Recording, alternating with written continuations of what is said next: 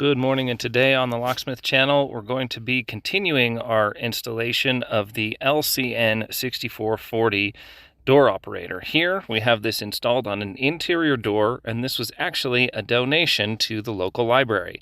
So we're actually going to show you how the wiring works. One of the first things you need to remember is that using an electronic strike paired with a door operator is the only way that you're going to be able to get them to work together. The electronic strike has to release in order for the door operator to open the door. So here we're running the wire from the strike plate up through the door frame and into the top of the wall where we're going to mount the power supply.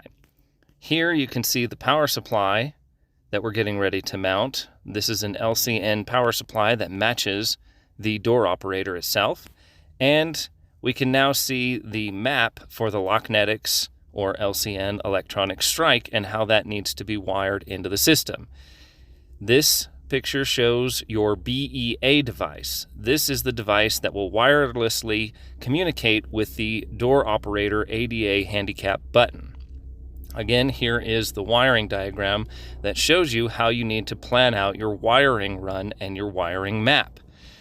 John has the wiring block pulled out of the top of the LCN 6440 right here, so we can begin plugging all of these different wires in.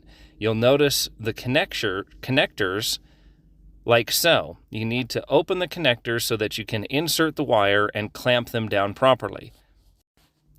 Here we're looking at how far you should be stripping the wire back. You never want to strip the wire too far back because you could accidentally have an arc happen or have the wires accidentally cross or connect with each other.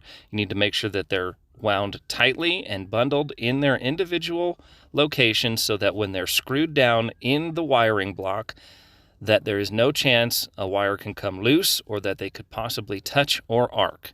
Just enough copper needs to be exposed to make the connection in the block, no more. Here, John is using a jumper. The jumper is required in this application for the wiring diagram per the manufacturer specifications and instructions, and this jumper is actually included in the kit.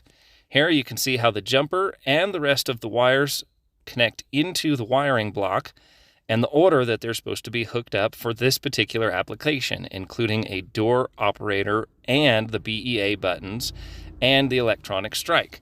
Now the wiring block can be plugged back in to the top back side of the LCN 6440 door operator. Here is what the wiring looks like in the power supply and how the wires attach to the wiring block terminals on the actual power supply. You can see how the colors coordinate in the locations that they need to be. Again, here's just a different shot of that, and again you can see one of those jumpers being used in this application for this particular setup. Once you get your wiring run figured out, you can match it to the manufacturer's specifications in their instructions. Here we're showing that we're using DC current coming out of the power supply, DC only or low voltage only. Make sure that if you're playing with low voltage wires and your state requires low voltage licensing, that you have the proper licensing. Here we're showing how the instructions can be taped and left in the power supply. We always also write the date on our power supply so that we know when it was installed and who it was installed by. Here are some of the bean connectors that will connect the wires for the electronic strike that will be mounted in the door frame, and tucking all of the wires back in, making sure none of them get pinched when we apply the actual door strike into place. This is a no-cut strike and doesn't really require a whole lot of modification, if any modification at all. That is why we selected this particular LCN product for this application. Now we see John mounting the ADA compliant buttons on the banister. Notice it's a solid mounting place, and it's between the 36 and 48 inch requirement for ADA requirements. Here's a picture of the job totally done and completely set up. Notice the power supply is mounted up out of the way where kids and other people cannot come in contact with it or touch it in any way unless they have a ladder. There's also a keyed lock that's a good idea to make sure you keep these things locked. Notice that the location and the mounting of the power supply, the opening device button paddles, and how the door looks like from the outside. Here is the project completed. For more information, check out Lock Reference and Wayne's Lock